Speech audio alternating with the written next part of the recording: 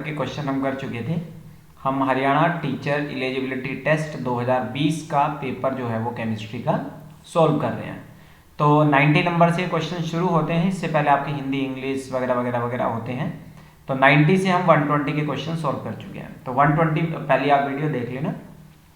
121 number का question कह रहा है कि आपके पास 100 ml किसका है, ऑक्सीजन का है, अमोनिया का है, कार्बन डाइऑक्साइड का है और ये सारे एचटीपी पे रखे हैं।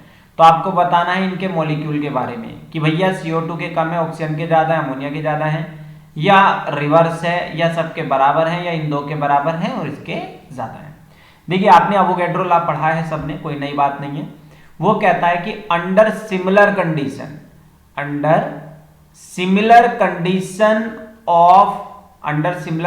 Of temperature, pressure and volume, अगर ये तीन कंडीशन सिमिलर हो, टेम्परेचर, प्रेशर और वॉल्यूम, तो क्या होता है, डिफरेंट गैस के जो मॉलिक्यूल्स होते हैं वो भी सेम होते हैं। ठीक है ना, उसके अंदर जो मॉलिक्यूल होंगे वो क्या होंगे, सेम होंगे। वैसे अवोगैड्रो नंबर कहता है कि अवोगैड्रो लॉ कहता है कि वॉल्यूम डायरेक्टली प्रोपोर्शनल होता है नंबर ऑफ मॉलिक्यूल के। तो यहां पर वो कह रहा है कि जब टेम्परेचर और प्रेशर सेम होगा और वॉल्यूम भी सेम होगा तो उनके अंदर जितने मोल होंगे सबके पास n होंगे तो n होंगे, 2n होंगे तो 2n होंगे ना। तो इसलिए आंसर क्या हो जाएगा, थर्ड हो जाएगा। ठीक है, अब हम नेक्स्ट बढ़ते हैं आगे। नेक्स्ट कह रहा है कि शेप, ये देखिए ये बहुत बढ़िया क्वेश्चन है। बढ़िया क्यों है, क्योंकि ये एक पूरा एक्सेप्शनल क्वेश्चन है एक तरह से। कह रहा है कि आपके पास CuNH3 है, SO4 है, इसकी आपको शेप बताना है। देखिए जब आप इसकी ऑक्सीडेशन स्टेट निकालेंगे तो 4 आपके पास अमोनिया के मॉलिक्यूल है, अमोनिया की ऑक्सीडेशन स्टेट 0 होती है और सल्फेट की होती है -2। इस हिसाब से आपके पास जो ऑक्सीडेशन स्टेट आती है वो आती है +2। ठीक है, इतना तो आपको पता होगा। अब यहां पर कॉपर जो है वो एक्सेप्शनल इलेक्ट्रॉनिक कॉन्फ़िगरेशन रखता है, वो आपको पता ही है। ऑर्गन के पास कितना होता है, 3D10 होता है और 4s में होते हैं 1 इलेक्ट्रॉन। क्योंकि अब इसकी ऑक्सीडेशन स्टेट +2 आई तो इसके पास D में इलेक्ट्रॉन रह जाएंगे 9 और S में रहेगा 0। अभी मैं चलो वैलेंस शेल की बात है तो मैं Pb लिख लेता हूं। अब आप समझिए ये बहुत इंपॉर्टेंट क्वेश्चन है। मैं इसको देख के ही मैं समझ गया था कि भैया एग्जामिनर जो है आपसे एक एक्सेप्शनल बात पूछना चाह रहा है, उसको पता है नॉर्मल तो आपको आता होगा। अब ये 9 इलेक्ट्रॉन मैंने यहां पर भर दिए, कोई नई बात नहीं है, जैसा आप करते हो वैसे ही है। आपने ये टॉपिक मुझे लगता है या तो BSc में पढ़ा होगा। यहां पर 2 इलेक्ट्रॉन मान लेना, देखो मेरे पास जगह नहीं है, ये मैंने ऐसे बना दिया ऊपर। ठीक है, अब समझिए जो अमोनिया है, अमोनिया एक तो याद रखेंगे Ni की +3 ऑक्सीडेशन स्टेट के साथ स्ट्रॉन्ग लिगेंड की तरह काम कर लेता है। मतलब +2 से ऊपर ज्यादा होगा तो वो स्ट्रॉन्ग लिगेंड की तरह काम करता है। और कॉपर की +2 ऑक्सीडेशन स्टेट के साथ क्या करता है, वो एक स्ट्रॉन्ग फील्ड लिगेंड की तरह काम करता है। और वो क्या कहेगा कि इस इलेक्ट्रॉन को, बड़ा इंटरेस्टिंग केस है, वो इस इलेक्ट्रॉन को इसमें भेज देगा। हाँ बिल्कुल जी बिल्कुल, ये 2 इलेक्ट्रॉन ऐसे रहे, दूसरा, तीसरा, चौथा और पांचवा, 2 इलेक्ट्रॉन यहां रहे, 2 इलेक्ट्रॉन यहां रहे, 2 इलेक्ट्रॉन यहां रहे, और जो ये सिंगल इलेक्ट्रॉन था ये चला गया PZ में, ऐसे समझ लीजिए। अब जो 4 अमोनिया है ये वाले, ये चारों अमोनिया आएगा। पहला अमोनिया अपने 2 इलेक्ट्रॉन यहां भरेगा, दूसरा इलेक्ट्रॉन यहां भरेगा, तीसरा यहां भरेगा और चौथा यहां भरेगा। इस हिसाब से हाइब्रिडाइजेशन हुई DsP2। हाइब्रिडाइजेशन क्या हुई, DsP2। ये समझिए ये इलेक्ट्रॉन यहां भेजा इसने, बड़ी इंटरेस्टिंग बात है, इसलिए इसकी ज्योमेट्री स्क्वायर प्लेनर है। अगर आप डायरेक्ट यहीं पर भर देते इसके 4 लिगेंड के इलेक्ट्रॉन तो आप इसको sp3 बना के टेट्राहेड्रल कह के 0 नंबर ले लेते। तो ये दरअसल स्क्वायर प्लेनर होता है, इसलिए हमने इसकी जो एक्सप्लेनेशन दी वो ये है कि जो इसका इलेक्ट्रॉन होता है ये इनर डी कॉम्प्लेक्स बनाता है। ये कौन सा कॉम्प्लेक्स बनाता है, इनर डी, मतलब 3D ये यूज करेगा, ना कि आगे वाले 4D को वो यूज नहीं करता। तो ये बड़ा इंटरेस्टिंग एग्जांपल है कि ये यहां पर इलेक्ट्रॉन जाता है। ठीक है, तो उम्मीद है ये वाली बात आपको समझ में आई होगी। डिटेल तो मैं सारे एक्सप्लेनेशन नहीं दे पाऊंगा कि इतना ऐसे क्यों होगा। कह रहा है कि एवरेज रेट ऑफ रिएक्शन, देखिए रेट ऑफ रिएक्शन जो होता है, R से लिख लेता हूं मैं, किसी भी रिएक्टेंट के रेट ऑफ डिसअपियरेंस पे डिपेंड करता है। वो कैसे, जो रेट ऑफ डिसअपियरेंस होता है, रेट ऑफ रिएक्शन हमेशा रेट ऑफ डिसअपियरेंस से थोड़ा अलग होगा, सेम नहीं होगा। बस आपने क्या करना होता है, जो मॉलिक्यूल होते हैं यहां पर दिखे हुए होते हैं उससे डिवाइड कर देते हैं।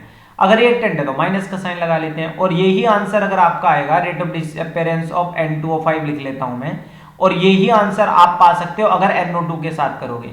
तो आपको क्या लिखना पड़ेगा, rate of formation, rate of formation किसका, NO2 का। लेकिन NO2 के कितने मॉलिक्यूल यहां पर दे रखे हैं, 4 दे रखे हैं, तो 4 से डिवाइड कर दो और आपको वही आंसर मिल जाएगा O2 से। तो क्या करोगे आप, rate of formation of O2 और डिवाइड किससे कर दोगे, जितने O2 के मॉलिक्यूल दे रखे हैं 1 दे रखे हैं। अब आप देखो इसमें क्या दे रखा है, एवरेज रेट ऑफ रिएक्शन जो है वो दे रखा है, मतलब इस बार आपको R दे रखा है, तो NO2 का कितना बनेगा वो निकलवा रहा है। यानी कि आप इस वाले पार्ट को छोड़ दो, आप इस वाले पार्ट को छोड़ दो, जिसकी वैल्यू हमें दे रखी है हम उसकी मदद से क्या करते हैं, रेट ऑफ रिएक्शन निकाल लेते हैं। तो रेट ऑफ रिएक्शन आपको कितना दे रखा है, मैं उसकी वैल्यू लिख लेता हूं, 6.79 इंटू 10⁴ दे रखा है, जो क्या होगा, जो कि रेट ऑफ फॉर्मेशन। अब आपको उसके ऊपर ओवर राइटिंग करके लिख रहा हूं, तो मेरे भाइयों बहनों पता चलना चाहिए, rate of formation of NO2 को डिवाइड किससे करना होता है, हमने बस 4 से डिवाइड करना है, मतलब डिवाइड नहीं करना, इसको 4 को इधर भेज के मल्टीप्लाई करना है। जब आप 6.79 को मल्टीप्लाई करोगे तो कितना आंसर आ जाएगा, जब 6.79 को मल्टीप्लाई करोगे, किसी के पास कोई कैलकुलेटर है तो निकालो भाई, इस टाइम मेरे पास है नहीं, 4 से मल्टीप्लाई कर दोगे 9 चौक 36 और आपका ये हो जाएगा 27 16, मतलब 27.16 इंटू 10⁻⁻⁴। तो इसको इस हिसाब से आप क्या कह सकते हो, 2.7 इंटू 10⁻⁻3। तो देखिए इसका ये वाला आंसर आ जाता है, ठीक है ना, दिख रहा है ना, ये 2.72 लिखा था 10⁻⁻3। मैंने ज्यादा ओवर राइटिंग कर दिया तो इसलिए पता नहीं आपको समझ में आया होगा कि नहीं आया होगा। उसके बाद हम अगले क्वेश्चन की तरफ बढ़ते हैं, जिसका नंबर है 124। तो 123 का तो सेकंड हो गया था, 124 देखिए ये बढ़िया है, इससे रिलेटेड बेसिसिटी पे क्वेश्चन जरूर आता है, आप बिल्कुल गांठ बांध ले, हेटेरोसाइक्लिक पर बेसिसिटी 3 क्वेश्चन होते हैं, एक तो बेसिसिटी से रिलेटेड क्वेश्चन होता है, आपके पीजीडी के एग्जाम में भी आता ही आता है बेसिसिटी। एरोमेटिसिटी कि कौन एरोमेटिक है वो बेंजीन से कंपेयर करने के लिए दे देगा। इलेक्ट्रोफिलिक सब्स्टिट्यूशन रिएक्शन जरूर पूछेगा, इलेक्ट्रोफिलिक। और मोस्ट इंपोर्टेंट, गारंटी से कह रहा हूं, अगर हेटेरोसाइक्लिक आपके सिलेबस में है तो वो आपका 5 मेंबर वालों में, वाले में मान लो एक्स लिख लिया मैंने, या 6 मेंबर वालों में 100% ये पूछेगा कि इलेक्ट्रोफिलिक सब्स्टिट्यूशन रिएक्शन कौन सी पोजीशन पर होगी। मोस्ट इंपोर्टेंट क्वेश्चन है, हाल ही में 4 एग्जाम हुए हमारे पास। उत्तर प्रदेश का पीजीडी का एग्जाम हुआ, उत्तर प्रदेश में गवर्नमेंट इंटर कॉलेज का एग्जाम हुआ, उत्तर प्रदेश में एक आश्रम पद्धति है उसका एग्जाम हुआ, उत्तराखंड में भी अभी पीसीएस का एग्जाम हुआ, उसमें ये क्वेश्चन जरूर पूछा गया है, ठीक है ना, कि कौन सी साइट पर अटैक होता है। तो बहुत इंपॉर्टेंट क्वेश्चन है, ये जरूर आप हेटेरोसाइक्लिक का पढ़ें। डिस्क्रिप्शन में नहीं, आप विजिट करके देखें, वहां पे हेटेरोसाइक्लिक पे मैंने पूरी एक वीडियो बनाई हुई है।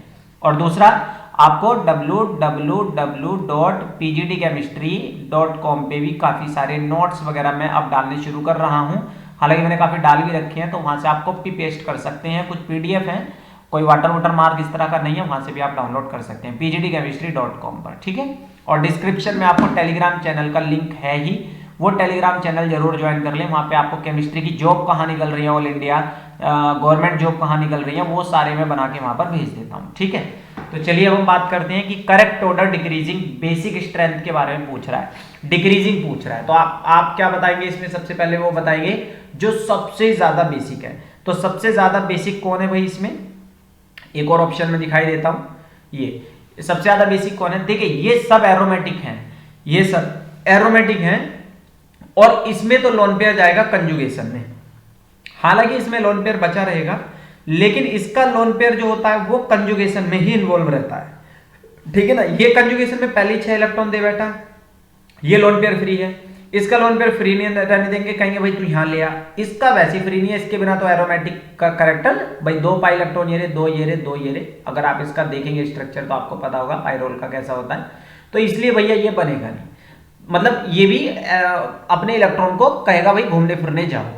अब लोन पेयर कौन देगा, यहां पर जो है ये लोन पेयर इसके पास पक्का फ्री होगा, ठीक है ना। वैसे यहां पर हाइड्रोजन लगा देते तो ज्यादा बेटर होता, नाइट्रोजन की बैलेंसी पूरी हो जाती, फिलहाल चलो नहीं है तो उस हिसाब से भी मान के चलो, क्योंकि बीच में कोई पाई इलेक्ट्रॉन नहीं है, ये फटाफट से इलेक्ट्रॉन देगा, तो मेरे हिसाब से बेसिक जो है सेकंड सबसे बढ़िया है। तो अभी 3 ऑप्शन हो सकते हैं, ये तो हमारा कट हो गया।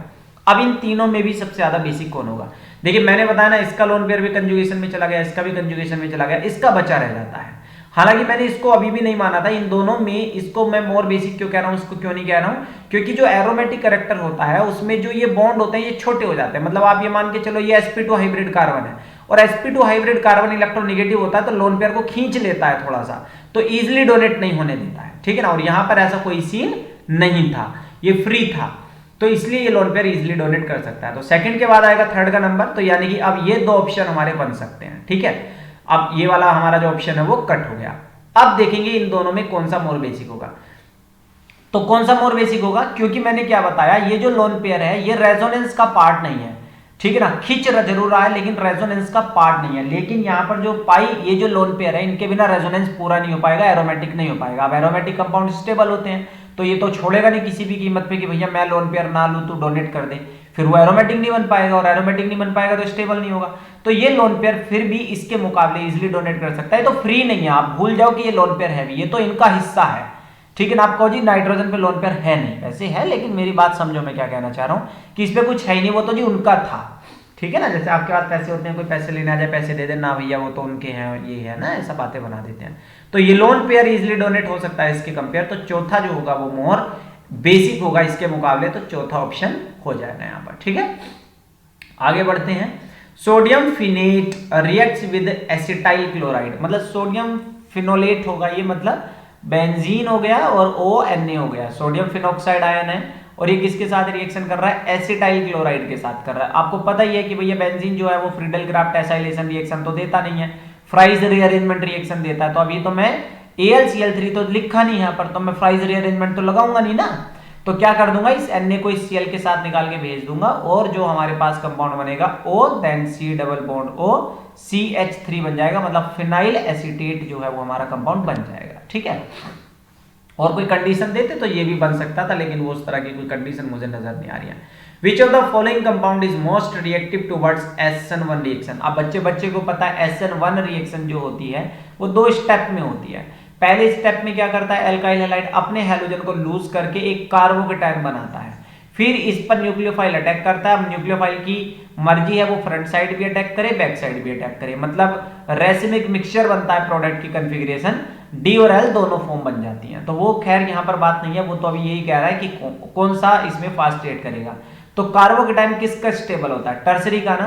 तो ऐसा एल्काइल हैलाइड जो टर्सरी कार्बोकेटायन बना सकता है वो रिएक्शन में फटाफट जाएगा। तो इसलिए ऑप्शन हो गया ये, क्योंकि ये टर्सरी एल्काइल हैलाइड है, ये ब्रोमीन को भेज के अपना एक स्टेबल कार्बोकेटायन बना सकता है। देखिए ये तो सिर्फ कौन सा बनाएगा, एक ही बेंजीन लगा हुआ है तो प्राइमरी बनाएगा। ऐसे ही ऊपर वालों को भी अगर हम देख लेंगे तो उसमें भी कहीं ना कहीं प्राइमरी सेकेंडरी ग्रुप इस तरह के लगे हैं। जैसे इसमें ओनली 2 ग्रुप लगे हुए हैं, इसमें ओनली 2 ग्रुप लगे हुए हैं, तो सिर्फ ये ही हमारा टर्सरी कार्बोकेटायन बना सकता है।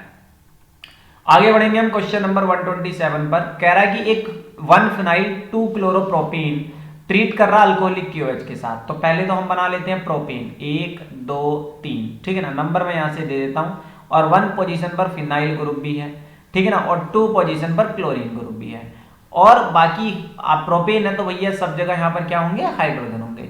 अब जब इसकी रिएक्शन हो रही है किसके साथ, अल्कोहलिक QH के साथ, तो अल्कोहलिक QH हमेशा एल्कीन देगा, और एल्कीन देने पर सेटजेफ कहता है भैया हाईली एल्काइलेटेड एल्कीन मोर स्टेबल होती है। तो आप ये मान के चलो यहां से जो H है, इस क्लोरीन को ना ऊपर लिख लो आप यहाँ पर, ठीक है, इस H को नीचे मान लो, रहेगा वो 2 पर ही। ये H और ये Cl यहाँ से निकल के जाएंगे और इनके बीच में डबल बॉन्ड आ जाएगा, तो जो प्रोडक्ट बनेगा ये जो होगा ये आपका CH double bond CH bond CH3। तो ये डाई अल्काइलेटेड एल्कीन बन गई। कैसी बन गई है, डाई अल्काइलेटेड, एक ग्रुप ये है एक ग्रुप ये है, तो डाई अल्काइलेटेड एल्कीन बन गई। तो इसलिए 127 का जो आंसर बन जाएगा वो पहले ही बन जाएगा, मतलब 1 फिनाइल प्रोपीन बन जाएगा, ठीक है ना, 1 फिनाइल प्रोपीन आपका प्रोडक्ट यहाँ पर बन जाएगा। उसके बाद आपके बाद क्या करें, H2S is more acidic then H2O। देखिए H2S इसलिए मोर एसिडिक है क्योंकि बॉन्ड लेंथ बड़ा है। अब बॉन्ड लेंथ बड़ा है तो वो आसानी से ब्रेक हो सकता है, आसानी से ब्रेक हो जाएगा तो आसानी से H दे देगा, तो इसमें तो कोई नई बात है नहीं, ठीक है ना। तो ना तो पहला ऑप्शन सही ना दूसरा ऑप्शन सही, और तीसरा ऑप्शन सही है कि HS बॉन्ड जो है वो वीकर है देन HO बॉन्ड, क्योंकि ऑक्सीजन का साइज छोटा है। अब हम आगे बात करते हैं, देखिए क्वेश्चन नंबर 129 की तरफ कूच करते हैं। कह रहा है कि 1,3 एल्काइल सब्स्टिट्यूशन, मतलब एक सिग्मा ट्रोपिक रिएक्शन करनी है आपके इसकी, और आपको बताने कि इसमें क्या प्रोडक्ट बनेगा, ठीक है ना। तो 1,3 सिग्मा ट्रोपिक रिएक्शन जो करेंगे हम इसमें, और ये बताएंगे क्या प्रोडक्ट बनेगा। तो पहले नंबरिंग दे दें, तो देखिए डबल बॉन्ड वाले कार्बन जहां से शुरू हो रहा होता है उसको कार्बन नंबर 1 मानते हैं, उससे अगले को 2 मानते हैं, और इससे अगले को 3। तो इस 3 पे जो R है वो ये यहाँ पर शिफ्ट होगा, भाई सिग्मा ट्रोपिक का तो मतलब यही होता है। तो डबल बॉन्ड को ऑटोमेटिकली यहां जाना पड़ेगा भैया, तभी ये रीअरेंजमेंट टाइप का रिएक्शन होगा। तो इसके पास तो आ गया यहाँ पर R, ये तो क्या आ गया R, और ये जो था बॉन्ड इस पे कोई फर्क नहीं पड़ा, ये मिथाइल ग्रुप ऐसे ही रहेगा, और यहाँ पर ये डबल बॉन्ड बन गया, यहाँ पर क्या बन गया, डबल बॉन्ड बन गया तीसरे कार्बन पर, जिसपे 2 ग्रुप पहले से लगे हुए हैं। अब ये R तो इधर चला गया, तो इसलिए जो प्रोडक्ट बन रहा है 129 में वो ये वाला बन गया, ठीक है ना, क्या बन गया, ये वाला बन गया, ठीक है। 1,3 रीअरेंजमेंट होगा, कूप रिएक्शन है, बहुत सारी आपने पढ़ी है 1,3 सिग्मा ट्रॉपिक रिएक्शन की। अब कह रहा है कि जो लिस्ट आपको दिया हुआ है उस लिस्ट को आपने क्या करना है, मैच करना है। तो मैच करने के लिए तो भैया हमें साइज घटाना पड़ेगा ना। अब साइज कैसे घटता है इसका, ऐसे घटता है, ठीक है। तो अब आपको ये मैच करना है।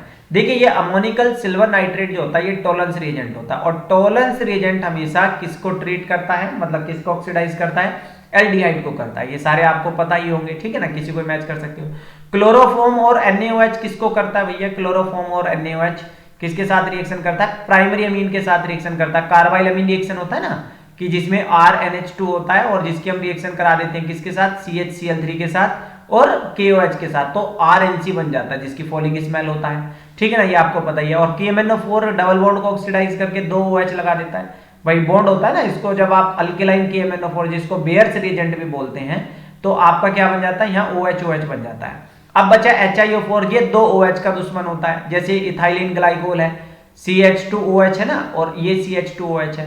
अगर आप इसकी रिएक्शन करोगे HiO4 के साथ, इस बॉन्ड को ब्रेक कर देगा वो, ठीक है ना, कार्बन कार्बन बॉन्ड को ब्रेक करता है, इनको पहले एल्डिहाइड में तोड़ता है, फिर CO2 भी निकाल सकता है ये। तो ये एक इस तरह से एक कॉम्बिनेशन बन गया, मतलब पहला मैच कर रहा है दूसरे के साथ, और दूसरा मैच कर रहा है तीसरे के साथ, और तीसरा मैच कर रहा है चौथे के साथ, ठीक है।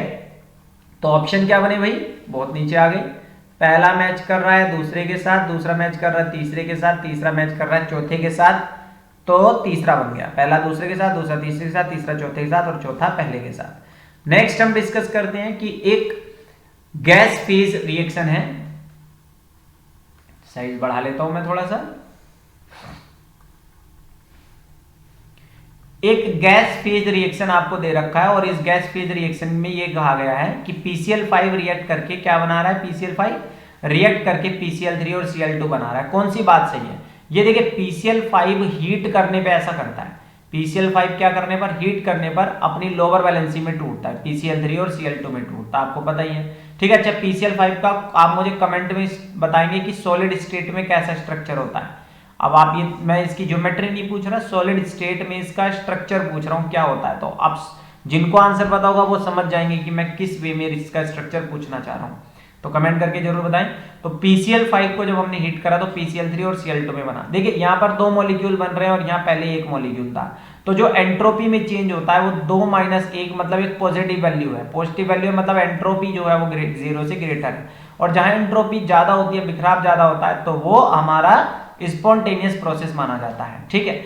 दूसरा मैंने क्या बताया कि ये हीट पे ऐसा होता है, तो मतलब ये एक एंडोथर्मिक रिएक्शन है जिसमें डेल्टा H जो होगा वो पॉजिटिव होगा, और पॉजिटिव को कैसे लिखते हैं, ग्रेटर देन 0 से। तो ये 2 कंडीशन जो है मुझे चौथे वाले पॉइंट में नजर आ रही हैं, तो इसलिए 132 का जो आंसर हो जाएगा वो चौथा हो जाएगा, ठीक है। नेक्स्ट बढ़ते हैं हम 133वें क्वेश्चन की तरफ। कह रहा है कि एसिडिक स्ट्रेंथ की बात कर रहा है। देखिए जब ऑक्साइड आपके पास आ जाए तो आप याद रखा करें कि एसिडिक कैरेक्टर जो ऑक्साइड का होता है वो लेफ्ट टू राइट बढ़ता है। एसिडिक कैरेक्टर जो होता है लेफ्ट टू राइट क्या होता है, बढ़ता है। मतलब ग्रुप नंबर 13 से ज्यादा एसिडिक होंगे 14 वाले, 14 से ज्यादा 15 वाले, 15 से ज्यादा 16 वाले, और 16 से ज्यादा 17 वाले। तो बोरोन है आपका 13 का, कार्बन है 14 का, और सल्फर है आपका 16 का। दूसरा जो फैक्टर होता है, एक तो ये समझ में आ गया, उस हिसाब से आंसर बन रहा है, 16 वाले मोर एसिडिक है।